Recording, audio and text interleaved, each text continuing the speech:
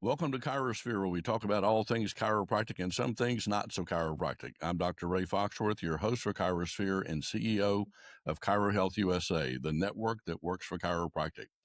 Today, our guest is Tiffany Stevens, a true leader in the chiropractic profession. With over 25 years of experience in healthcare, Tiffany has worn many hats. She currently serves as the executive director for the Tennessee Chiropractic Association, vice chair of the Chiropractic Future Reimbursement Work Group, where she's shaping the future of chiropractic through advocacy, education, and innovation. Tiffany is also co-author of the nationally recognized textbook, Chiropractic Therapy Assistant, a clinical resource guide. She's played a significant role in developing training and certification for chiropractic professionals. More importantly, Tiffany is a friend and a fellow warrior in chiropractic. So let's get ready for a conversation packed with some wisdom, some fun, experience, and a powerful vision for the future of our profession. So welcome, Tiffany. Thank you. It truly is a pleasure to be here. I've seen your list of previous speakers, and you definitely are warriors for the profession. So I'm happy to be among you. Well, it's always nice to have more and more shoulders at the wheel, which hopefully will stimulate some of that today in people's minds. So So let's get absolutely. started from the beginning.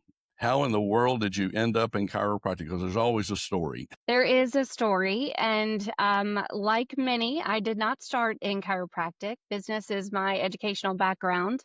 Actually, started in the medical field first. Did a lot of traveling across the country, and realized for a young person that wanted to have a life, I'd be gone 3 and 4 months at a time doing physicals and all across the country, and not seeing family and friends. And came home and had the opportunity to meet my very first chiropractor and went into the office. I was also massage therapy certified to pay my way through school. And so just happened upon it and really loved the atmosphere. I walked into the office and it just felt welcoming. There was no go to HE double hockey sticks window that said, I don't want to talk to you. I don't want to be a part of knowing what's going on in your health and your world. It was just so welcoming. And that to me felt like home, a new home that I wanted to do. So I'm very happy to say that ever since that time, I have had the pleasure of serving chiropractic.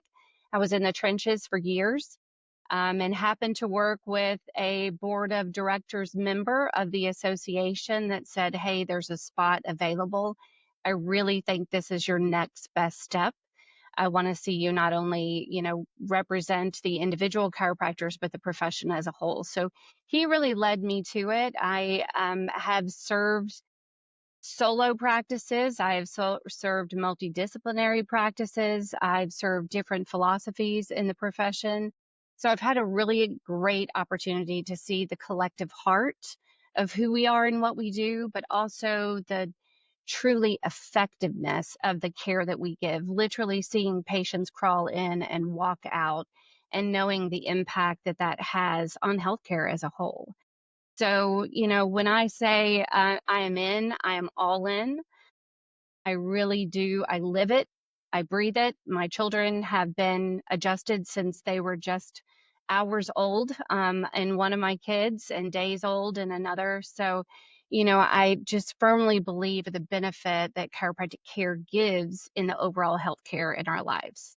Well, kudos to your mentor. You can say his name if you'd like. I'll leave that up to you. But what and I've admired his work and his involvement for years. And hearing that story really says a lot. That he sees in people what they could be, not just what they're doing now. And that's always a that's a good mentor to have that Yes. brings out the best in you. And I apologize for you getting sucked into chiropractic because it does it does consume your life. You just thought all the traveling was a pain in the butt.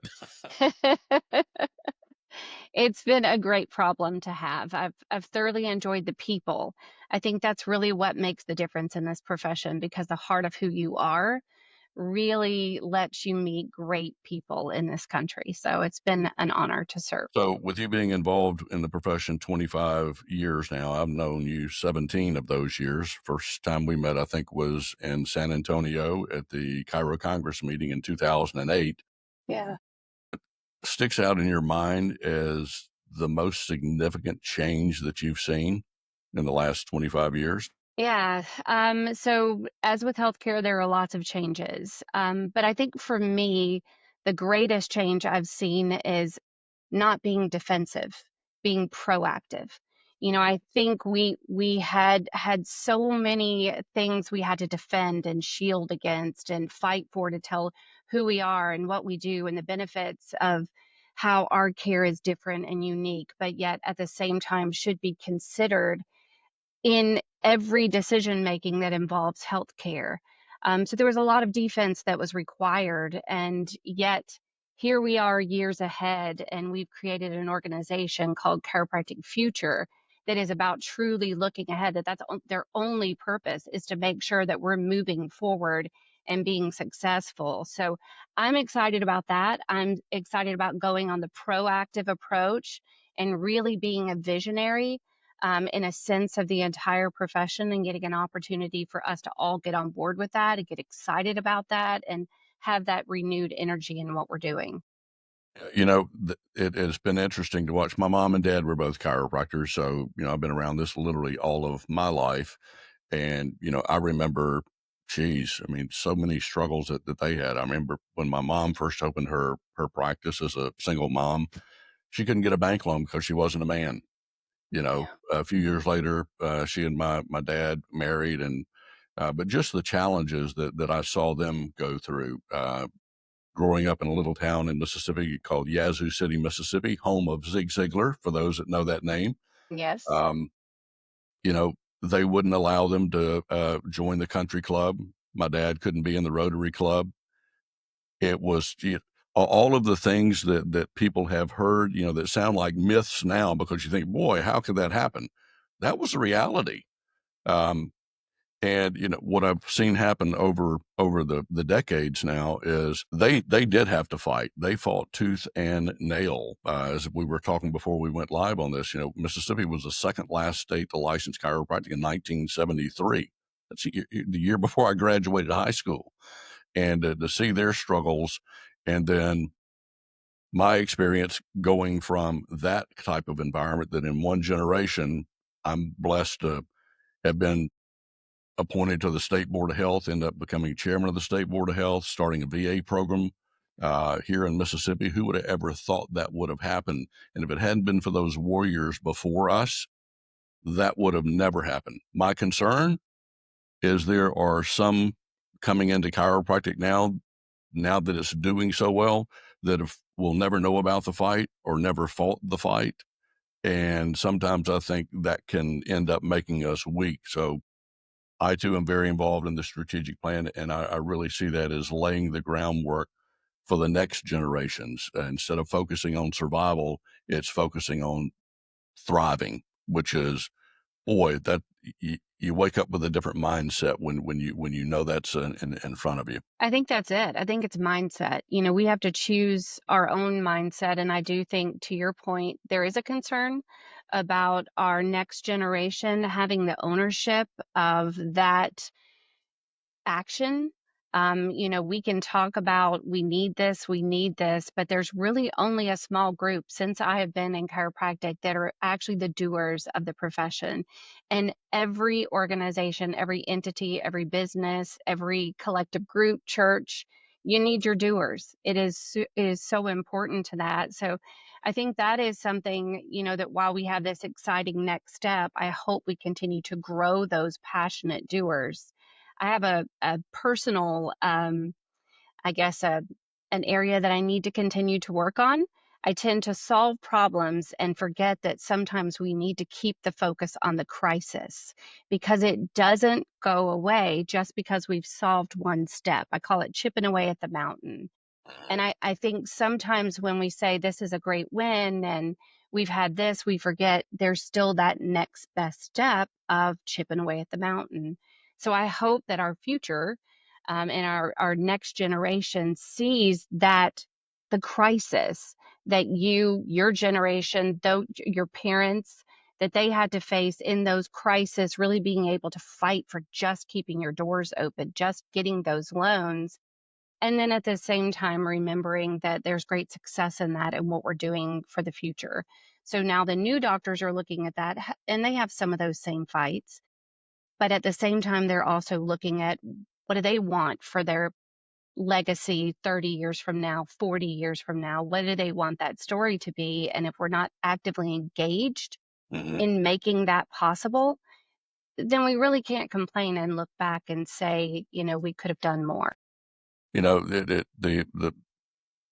your conversation around the doers in the profession, thank good, and that I think that's true in just about every profession. You've It got is. those that are very active in things that make happen, and then those that sit around and wonder what the hell happened.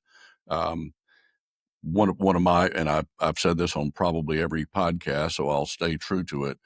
One of the frustrations is that I have experienced going back from running a state association to being involved in the things that we are, is that there is that 25% of the profession that gets involved. And what a lot of the profession doesn't realize is whether it's ACA, ICA, or even state associations, depending on whose numbers you look at, only about 25% of us belong to anything.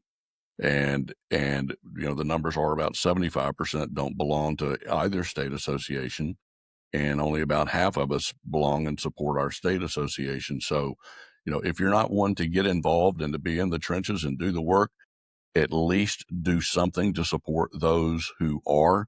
I like saying, no one can do everything, but everybody can do something. And so, for those docs that, you're busy building your practice, at least, you know, join the strategic plan, donate to it, support it. It is not stepping on the toes of any national organization.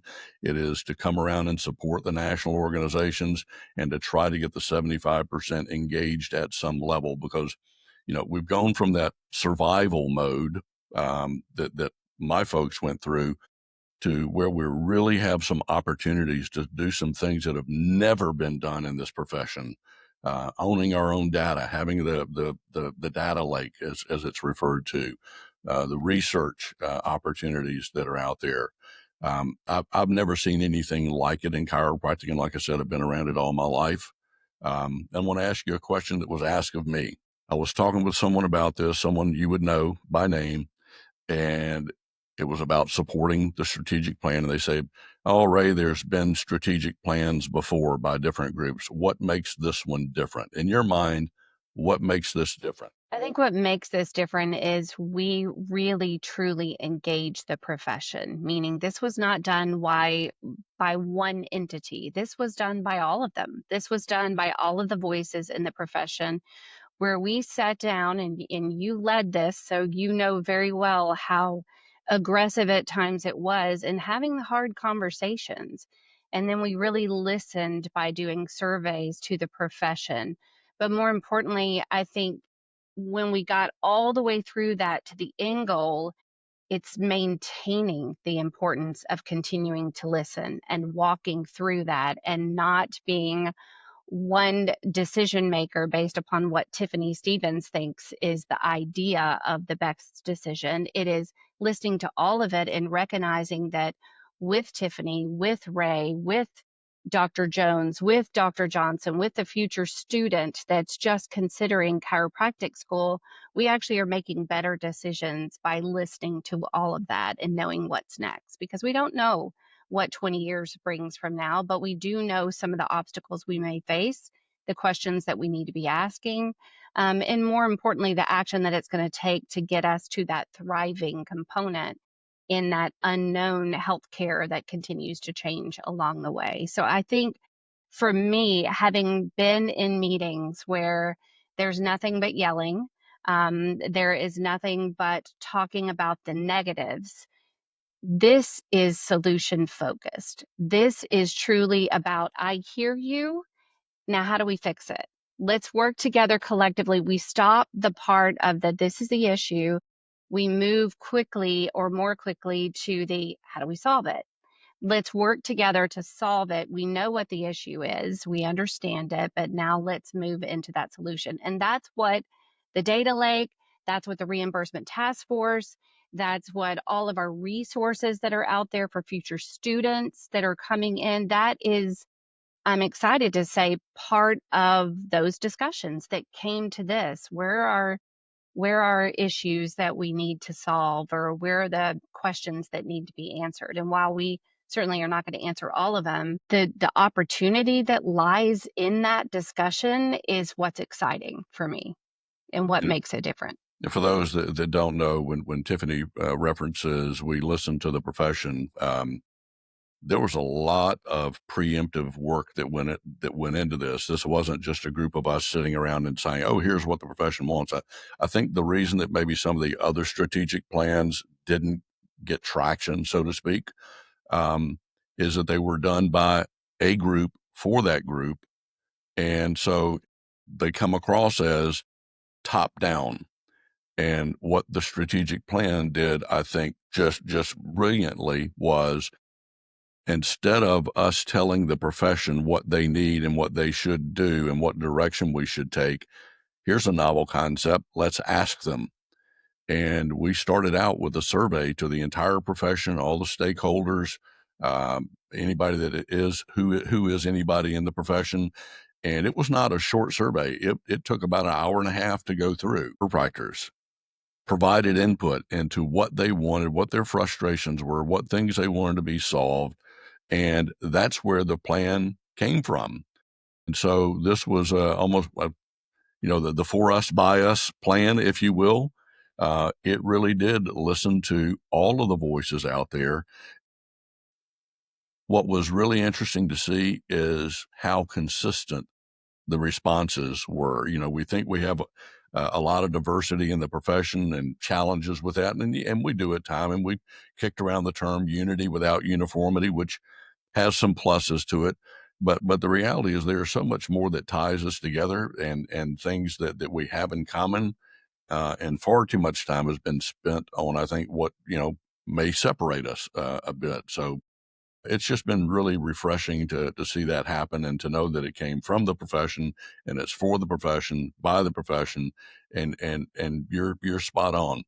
We don't sit around and dwell on the problem and kick the can down the road. It's like, let's get it done. And speaking of traction, we run on the traction model. For those of you that don't know what that is, it's how you get stuff done. A great book by Gino Wickman called Traction, the Entrepreneurial Operating System. We kind of morphed it a bit to fit our structure, but it has certainly paid off for all of us. It really has. I use that personally for the Tennessee Chiropractic Association. I use it in some of my other volunteer work.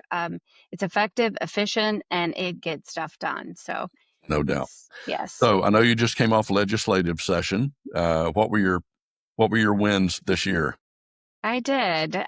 So our big win, I guess, is taking back our profession's title, as well as in the process of that, passing direct access for animal chiropractic for those who are certified through AVCA or IVCA or other training that meets the specific state criteria.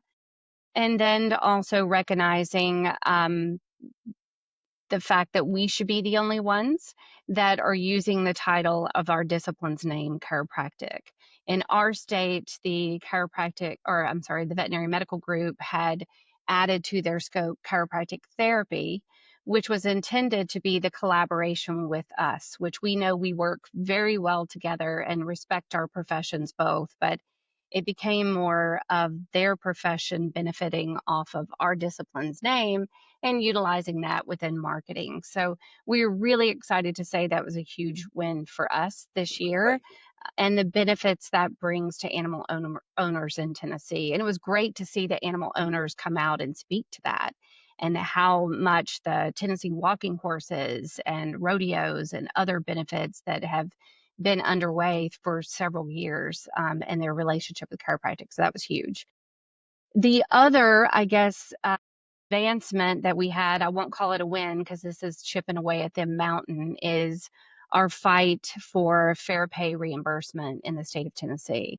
In 2016, the Blue Cross Blue Shield entity and United Healthcare decided to change their pay methodology systems within our state.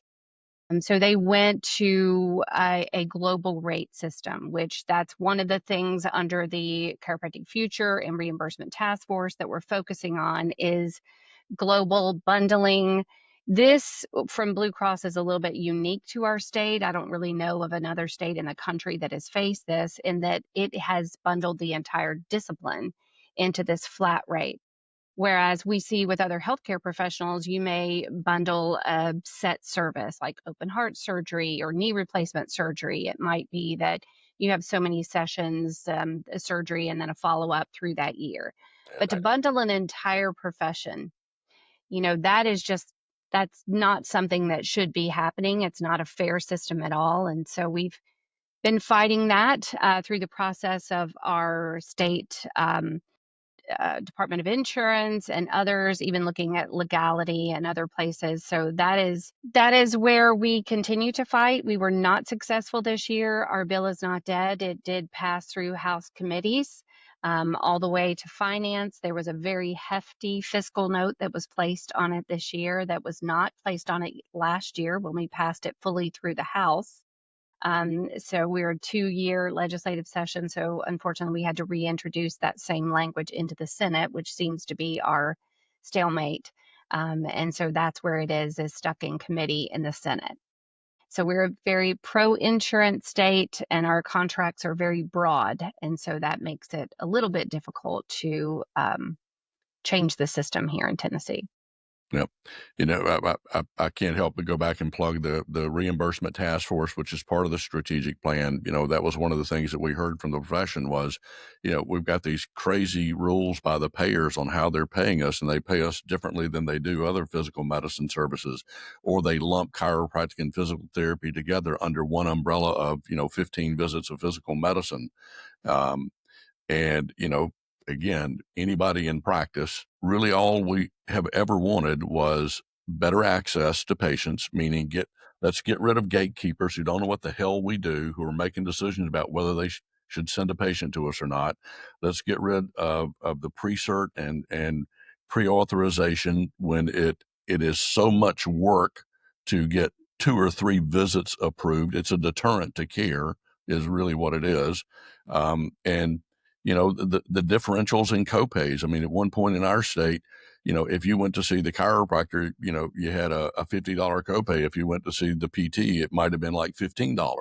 Well, what does that do? That creates steerage away from chiropractic. So, for the doctors that are out there listening to this that are frustrated by reimbursement policies, lack of reimbursement, bundling, per diems, those types of things, that is exactly what this work group is focused on, to where we have better access, meaning for our patients to be able to access without those artificial barriers, and better reimbursements. And I don't know, if we can't get the chiropractic profession to agree on that, we can't get them to agree on anything.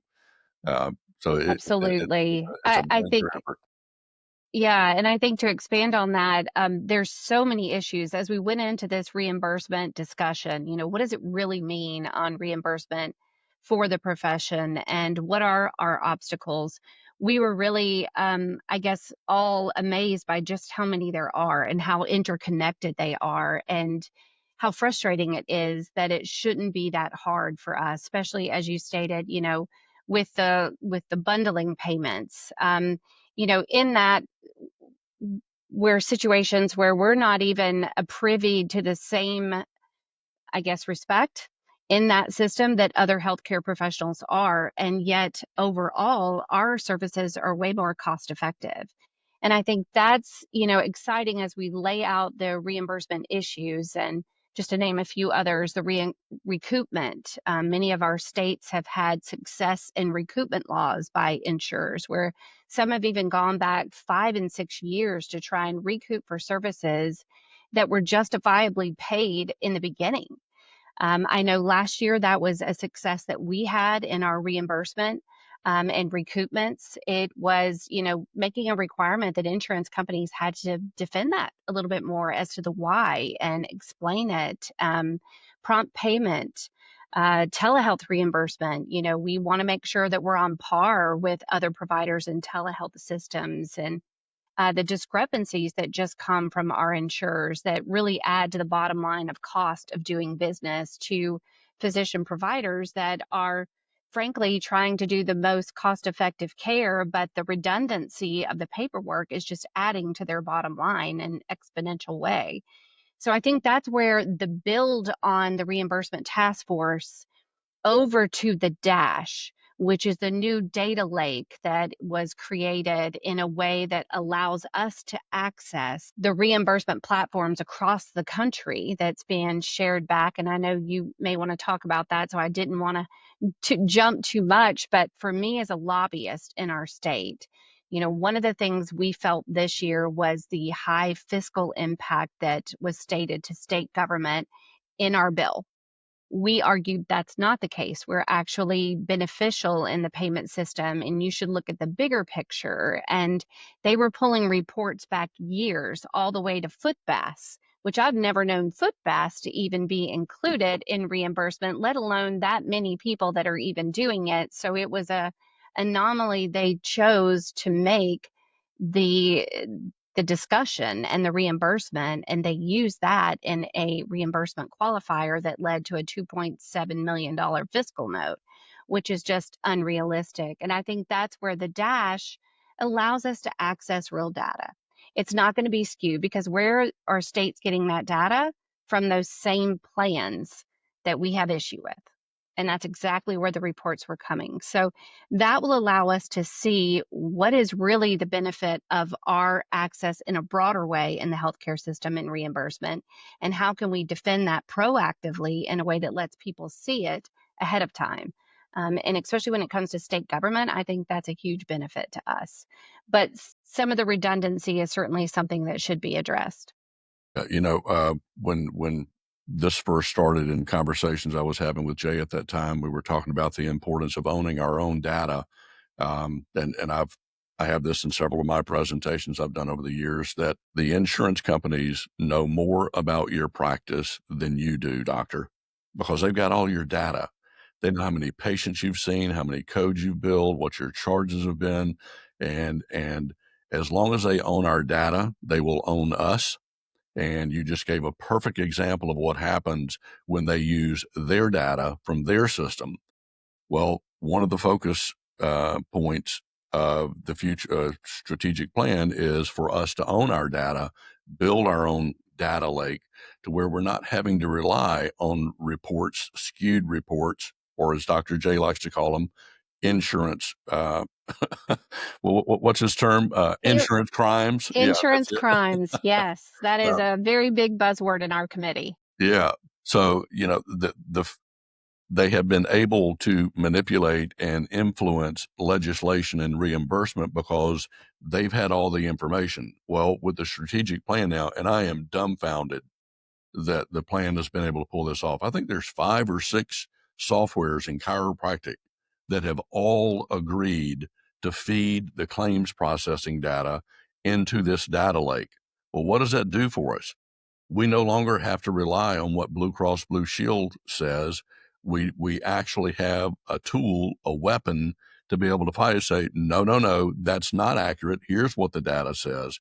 And then, the byproduct of that is because we do have all the claims data and all the patient visit data. My gosh, now look what the researchers can do with being able to prove effectiveness, cost effectiveness, better outcomes. And so it's just a win-win all the way around. So again, just one more reason to be involved or support those that are, because this group is really busting their chops to get us better access and better reimbursements. And it's just amazing to see the work going on. Let's back up for a second, because I have your textbook.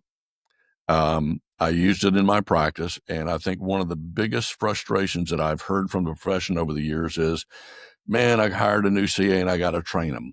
And boy, what a benefit that was to have a tool. I don't know that anyone ever really put anything together like that was that comprehensive.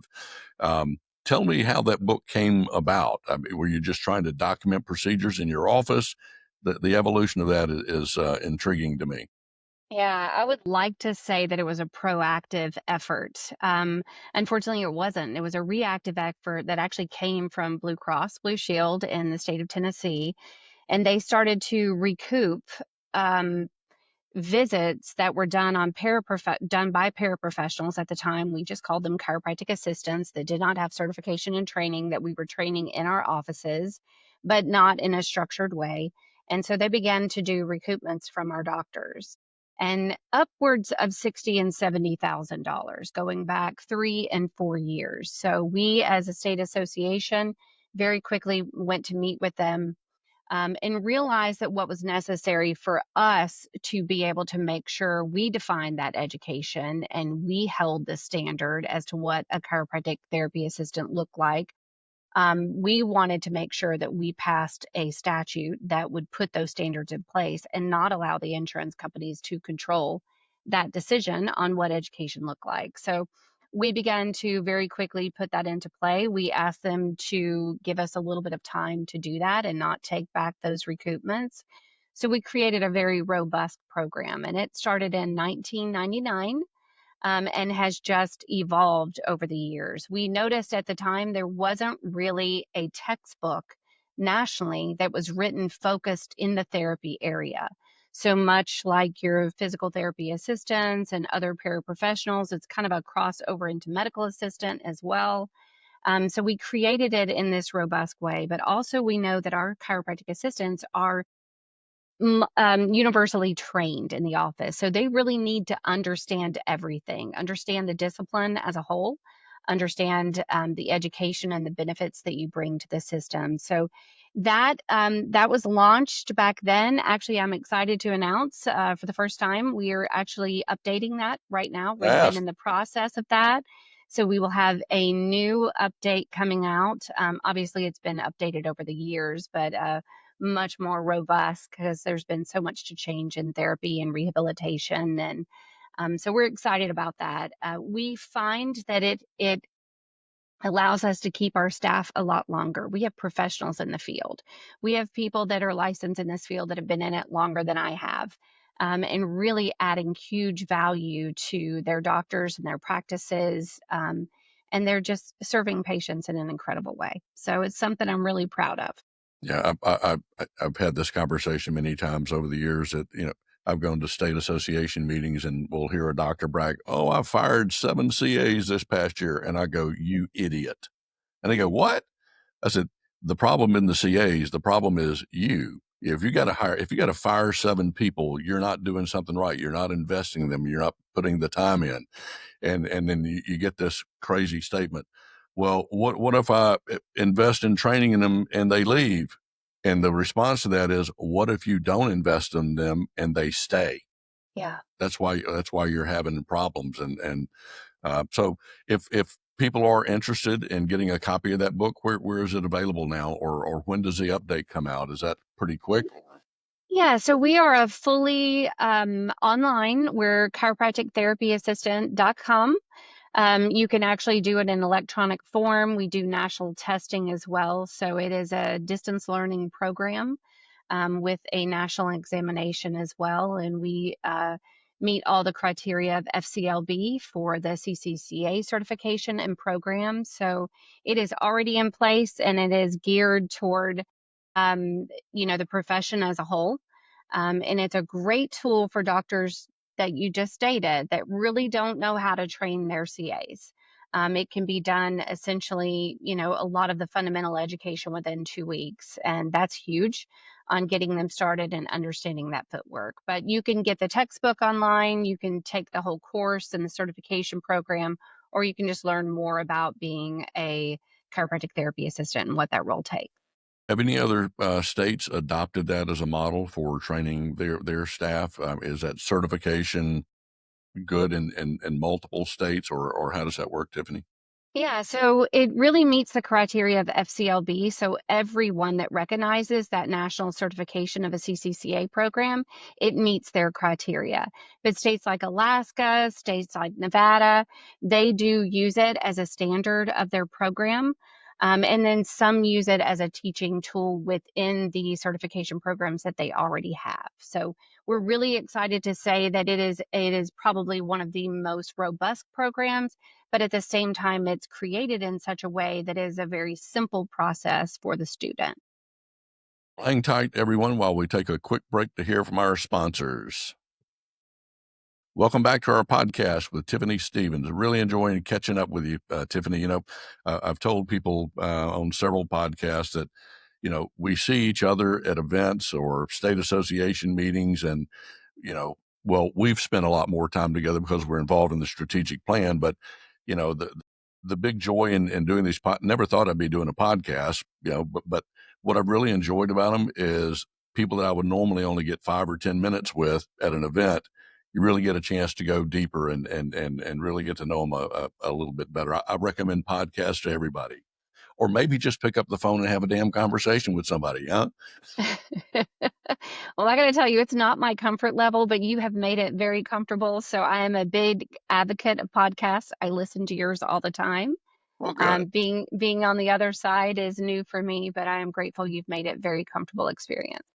Let's go back and talk about involvement, because you clearly have been involved, and you and a number of executive directors that I've had the pleasure to get to know over the years. What I am blown away by on many occasions is the dedication, the persistence, the giving a damn that folks that aren't chiropractors have put into this profession. And the frustrating side of that is, why aren't more of our doctors involved and having a shoulder at the wheel? So I want to ask you um, when you encounter a doctor, maybe and I'm sure this has happened to you, you encounter a doctor, and for whatever reason, they might have been pissed off at the other associations over the years, or there were two, and then there was what, you know the drill. What do you say, or what would you say to them to get them to make a decision to start being involved at some level? What are your conversations like? Because it's still, I get, everybody's probably tired of me saying 75% are on the sideline, but damn it, 75% are on the sideline. What conversations do we need to have to get them to understand that they are where they are, we are where we are collectively because of what we've done or not done? So how do you approach that?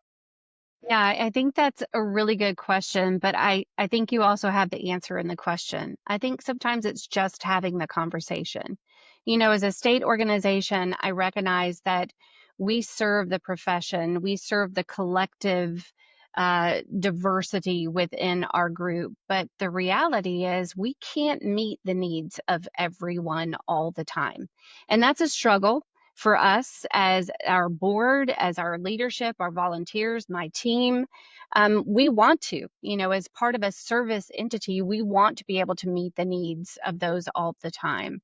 So we've really learned and grown by just listening and asking those hard questions. And I think especially those for me personally that really have an issue with the organization. When I first came onto the organization, our meetings were quite aggressive. We had a lot of You're being very kind. spirit. Yes, I am. I'm trying to keep it nice, but filtered. They were very verbal, very aggressive, and really, when you looked at it without emotion, you realize we really didn't accomplish anything. We just got our blood pressure up. We just, we vented, but what did it really solve? And I think that's where we had to learn to ask better questions. What is it we're really trying to get to? Is it originally because we just weren't heard and we didn't feel like our viewpoint was being considered throughout the discussion? Now, at the end of the day, I can tell you a lot of times I will have an opinion on something, and my opinion shouldn't be the end decision. It's not the best decision. But at the same time, I think we all want to be valued and heard. So I know for me, with new doctors coming into the state, I've really learned that just that mentality of being a part of an organization is not always instilled in us. It has to be something that we connect to. It has to be a reason that we get. And as a lobbyist, one reason that we should really understand and get is if we don't have a watchdog of protection for us in advocacy, things could change in one given legislative session. I Okay. mean, we have over 3,000 bills that are dropped every year. And of those, so many different decisions are being made in our business, in our taxes, in our requirements, in insurance, in our reimbursement and scope of practice. I mean, in all of those areas. And I think that's what I love about Congress of Chiropractic State Associations, because collectively that group of doers is really making a difference in that way to help us solve for our state. How do we address that? How do we address the needs of our individual doctors? Or what are we learning from other states that we can share back with those individual doctors? And I can tell you there's still some doctors on my list that I don't know if I will ever earn them as members of the state association. It's just they just don't want to join. And that's a struggle, because they really don't know why, other than they just don't want to. Some And people aren't joiners, but yeah, it's hard to believe that that would be the case for like the number, the 75. How do we end up with so many that just don't join? I want to speak to that for a minute, because I remember whenever I first came to our state, we had a state association board in place, and I think somewhere in the bylaws or whatever, you had to be in the state X number of years before you could even be a district rep or board member. And fortunately, we changed a lot of that, because my thought was, what better time to get someone involved than when they first open their practice, and they need to know other yes, chiropractors. They need to meet other people, and they do have the time usually initially. But some states have structured their association, their bylaws in such a fashion that if you don't get them fresh out of school and get them involved, the likelihood of going back 2-3 years, if you've got that kind of requirement in there before they can do anything, you're actually creating a deterrent for involvement and for people to contribute. You got to look at all the factors here, but man, I wish we could figure that out and flip that switch one day. think, I listen to your passion in your voice, and I have the same in both frustration and excitement, because in that frustration lies the opportunity.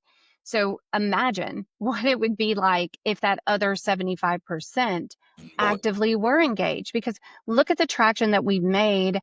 Even me this year in my legislative session, I would not have had the success in this state without this small group that were willing to do more.